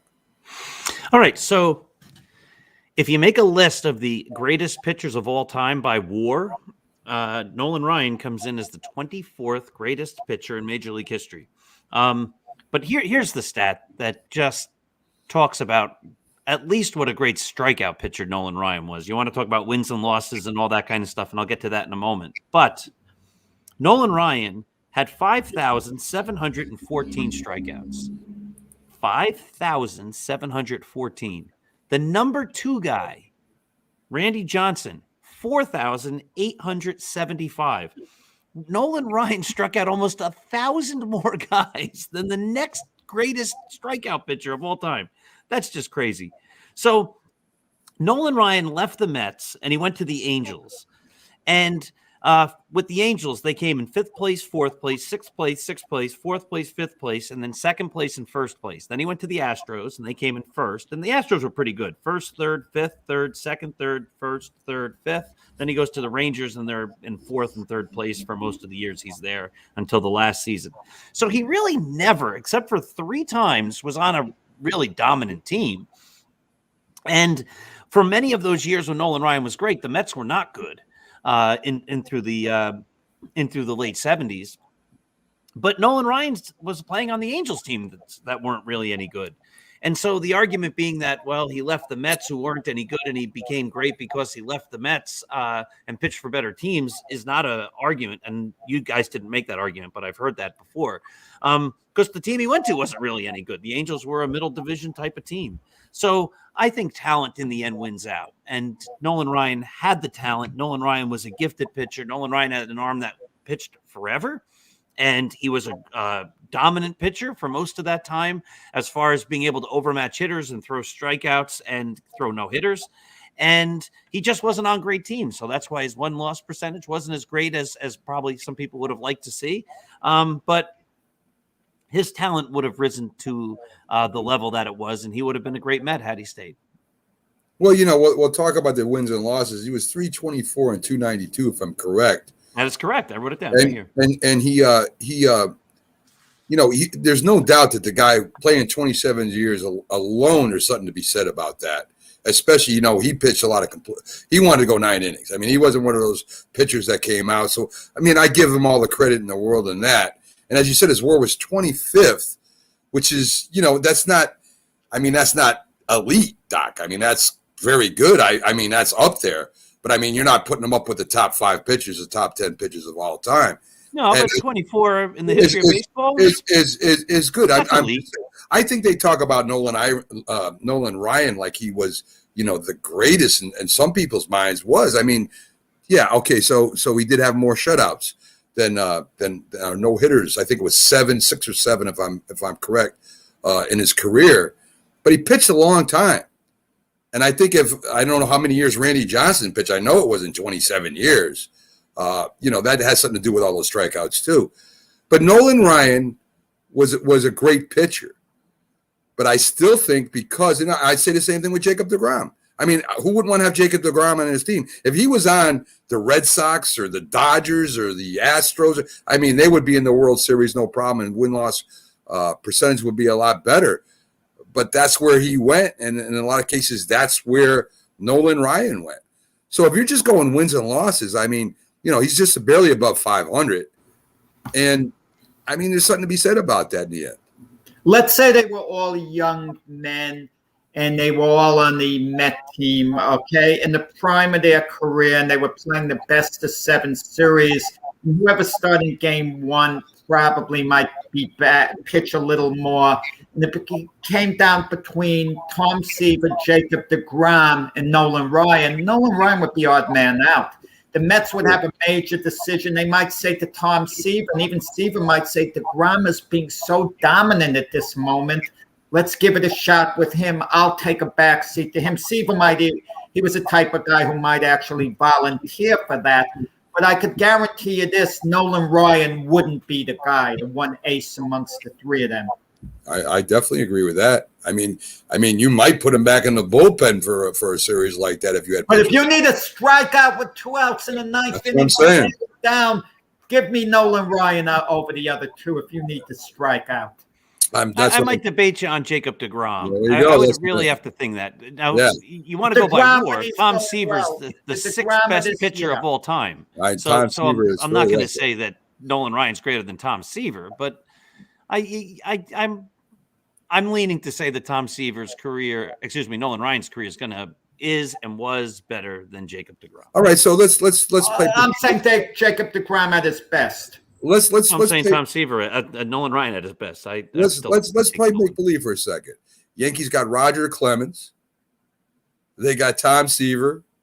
They got Randy Johnson, and you got Nolan Ryan. Where does Nolan Ryan fit there? Now, Randy Johnson at his best. Fourth start amongst the three. Among those guys, yeah, absolutely. Roger Clemens is third all-time in WAR. Tom Seaver is sixth, and Randy Johnson is 10th. You know, Doc, for a guy who sometimes says things shouldn't be done completely on analytics, I mean, it looks like you have this. You said you could be a GM someday, and I think you could be a good GM. But Tell the Yankees I'm available. But the point is, I mean, you're going on analytics completely. What about what you've witnessed? Based on what you've witnessed, if you didn't have those analytics, would you make that same decision? Seeing those four pitchers, I think you could say among those four pitchers, Nolan Ryan is the worst of those four pitchers. But I mean, you're picking four of the greatest pitchers of all time. I understand, but what you do is you match up Hall of Famers against Hall of Famers. These are elite pitchers, right? Correct. That's what I think anyway. I mean, you know, correct. It would but would I, if Jacob deGrom was in that group, I would think I'd probably start Nolan Ryan over Jacob deGrom. At his best, I would not. The way deGrom has pitched at his best, no way. Yeah, okay, but I'm going to say not the way that Nolan Ryan pitched at his best. Jacob deGrom never threw a no-hitter. Obviously, when Nolan Ryan was throwing the no-hitters for that game, he was near invincible. But it's hard. Yeah, it's always Mac. You take it over. I'm telling you. Oh Lord, and there lies the debate. Who's the greatest of the greatest? And that's almost. Well, partly it's attitude. I do almost think managers. Listen, guys. I think managers do get a little intimidated in making their decision based on attitudes. Clemens has a chip on his shoulder. You don't want to tick him off if you're a manager. You have to go gentle. The big unit, Randy Johnson, he has a chip on his shoulder. You don't want to tick him off. Some guys are easier going. Jacob deGrom is easier going. Nolan Ryan, I'm not sure about. He might be easier going. I kind of place Nolan Ryan on a level with a Mike Mussina, pretty equal as far as, greatness goes. I mean, that's again, yeah. I mean, David Cohn, I think, might even at his best be a little bit better than Nolan Ryan as a starter now, guys. We're not talking about, we're talking about a record during the year. We're not talking about one game. I mean, I think Nolan Ryan, it could be, I think it was debated whether he should go in all of them. I think it really was. But anyway, great pitcher, unbelievable story, one of the toughest pitchers I've ever seen. I mean, you didn't charge him out when Nolan Ryan was out there because you get knocked out. There's no doubt about that. Did they have a pitch comp when Nolan Ryan was pitching? Because he'd go deep into games. It wouldn't matter. It wouldn't matter. Injury, I don't remember him being injured. I'm sure he was, but I just saw a thing. I forget how old he is now, but he still pops the glove at about 85 miles an hour. I think he's like 70 years old. He's having to catch with his. You mentioned David Cohn before, and I don't know if David Cohn serious, even though he did say it seriously. Mariano Rivera came into the topic during the Yankee game towards the end of the year, and he felt Mariano could still pitch. Now, can you, after being off 5 years, let's say Mariano decided I'm making a comeback, wouldn't he have probably lost velocity, and that would make his cutter a lot less effective? It's an interesting thing. But listen, wouldn't we get excited if we heard Mariano is coming back? Now, I'd say, look, let him vie for middle relief position on the staff. But people would get excited. They'd say, yeah, forget Chapman. We want Mariano to close. They'd be living in the past. But could the guy actually maybe pull it off and still be an effective closer? I doubt it, but it's intriguing. I think intriguing. He definitely could play the outfield for the Yankees. That's for sure. Okay, so last topic, folks. I know Doc doesn't follow basketball like we all do, but here's a little key, right? There's always players who seem to put themselves before the team or seem to be caught up in the outside promotion of themselves or how they look, and they're always in the news, whether they're great or not. I mean, some examples: Terrell Owens. The Tampa Bay Buccaneers have their number one receiver who has a lot of those problems. Moss had problems like that. But there's always seems to be in any sport where there's a guy that's more into it than he is for the rest of the teams. And one of these guys is Kyrie Irving. On the court, dynamite. Hall of Famer, one of the best in the league. Off the court, and as far as leadership of the team goes, or being involved in team aspects, no good. I mean, the guy will do things that are just off the hook. They'll take 2 weeks off for personal reasons. He's not going to get his COVID shot, even though the team wants him to get a COVID shot. So he's not playing, or at least he's not at the facility now. And I'm going to take this first, Jack. And the question is, should the Brooklyn Nets, who have on paper maybe the best team in either conference, should they trade him? And my simple answer to that is no. First of all, I don't know any team that would want him. I mean, he has a record of Celtics and playing on other teams where he just goes off the wall and can't keep his mind and his soul into basketball. He's got a lot of things going. And second, they know who they were when they got who he was when they got him. They knew that this is what this type of guy was. And they were willing to roll the dice and bring him on. And he's friends with Durant and Harden. When they question Harden or Durant about Kyrie Irving, they say, well, Kyrie, that's his business. Go ask Kyrie. They never say anything bad about this guy. So it looks like he's got his team's support. And we know right now that basketball, as one of the sports, is run by the players. We know that. The GMs and the coaches are almost secondary now, right? I mean, if you look at it, they're making 10 times more than the coach. They're making 3 times more than the manager. They're making millions and millions of dollars for an average player. For stars like this, they're making, 30, 40, 50 million dollars a year. It's off the hook. So there's 2 reasons, Jack, I give you for this. One, they knew who they were getting. And they all together quite rapidly got rid of the coach. That's how much power they have. Secondly, it looks like Durant and Harden love this guy. They got his back. If they traded him, I don't know what would happen with that whole thing over there. Maybe they push on. Maybe there'd be rumblings. Maybe it'd make it worse. On the floor, one of the best in the game. So if you're going to trade him, first of all, I don't know who would want them, and I know what they're going to get for him. And secondly, you get what you pay for, and that's what they got, Jack.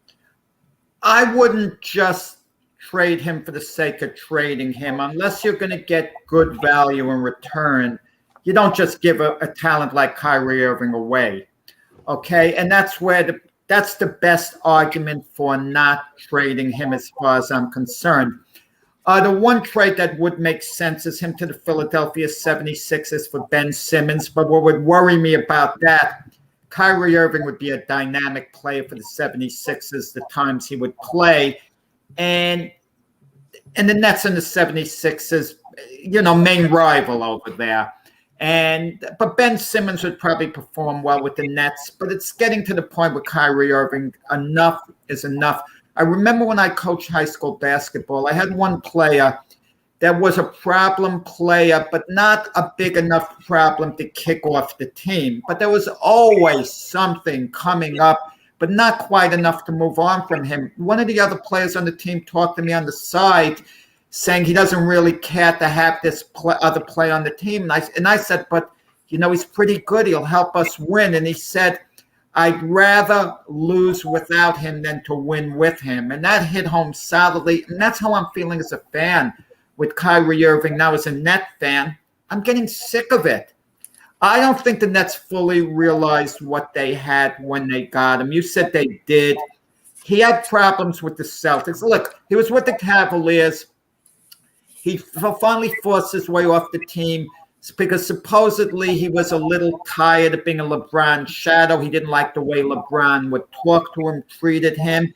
I can understand that in a way because LeBron has an overpowering personality. I'm not saying he's a bad teammate at all, but he does have an overpowering personality. If you're on LeBron's team, you got to defer to LeBron. He's the de facto general, more or less, of that team. And it's that way with the Lakers now with LeBron. And I'm not saying that's necessarily a bad thing.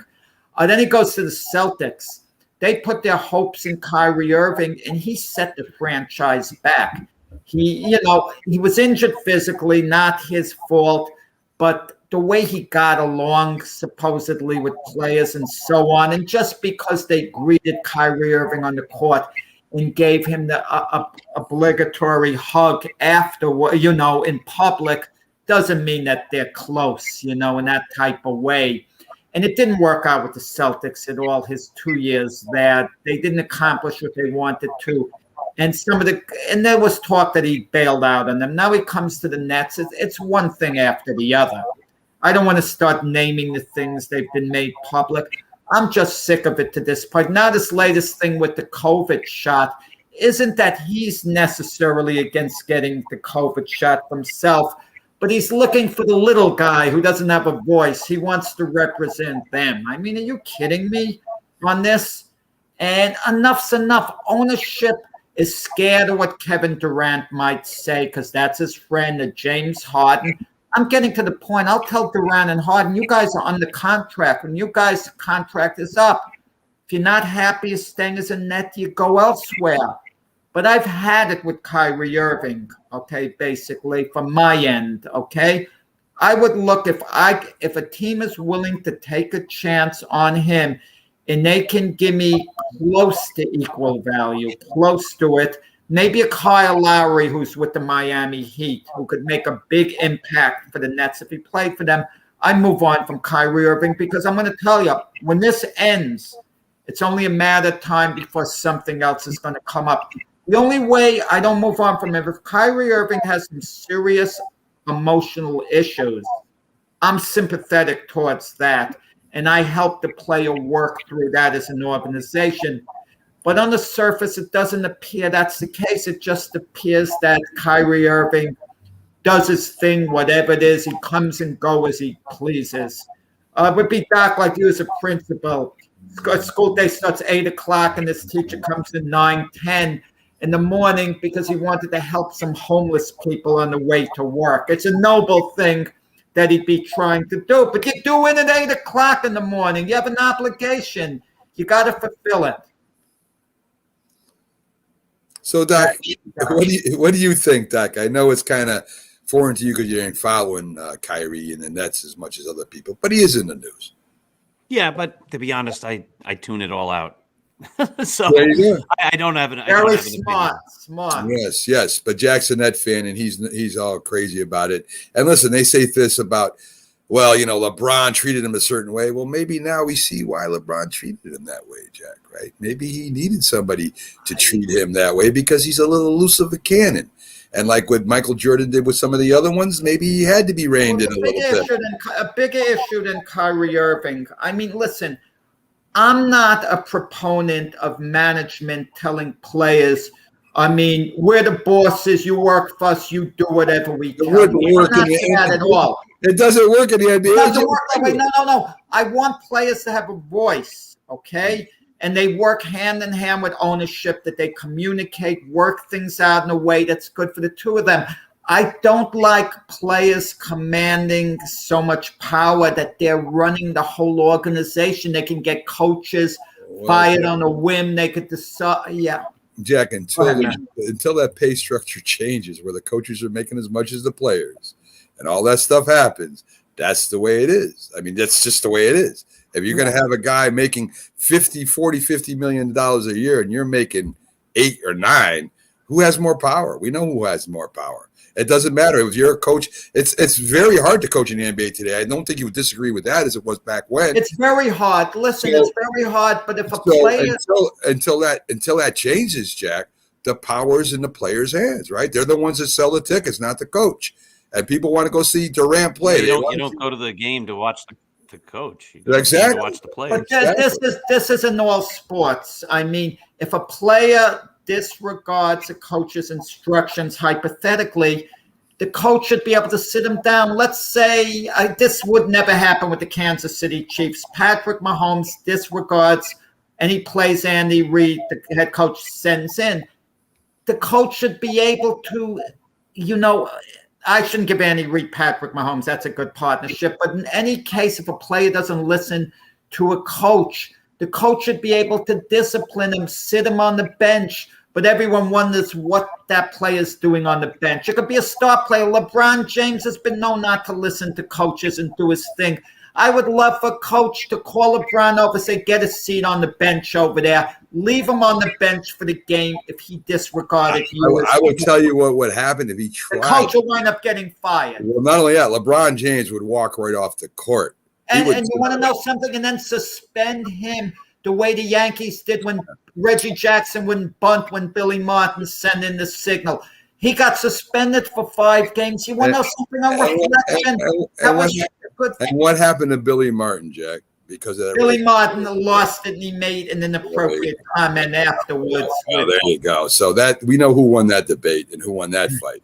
So anyway, folks, we're coming to the end of the show. I want to thank you for tuning in. We'll be back tomorrow with the Mac and Jack Jim Big Football Show. That's where we have our legendary defensive end, Jim Jeffcoat from the Dallas Cowboys, come in and join us. We'll have on Robert Butler from Sportscope. We'll have the Pats preview with Keith Angle.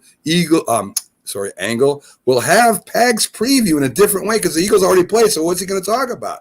We'll tune in and find out what Pags preview is going to be about tomorrow. Guys, have a great Saturday night. Enjoy your weekend. A lot of college football still to be played. We got the championship series going on. Red Sox and the Rays 5-4 last night. Great game. Let's see if the Red Sox can come Remember, back. I picked the Atlanta Braves to win it all in the beginning of the year. You got Dodgers Atlanta at 8:20. I think it's 8:20 Pacific time. I think. I'm not sure. Check it out. Make sure I'm right. And so you enjoy your Saturday night, folks. And we'll see you back here tomorrow on the Mac, Jack, and Jim Big Football Show. Doc, thanks for coming in. People, thanks for joining us. Have a great Saturday night.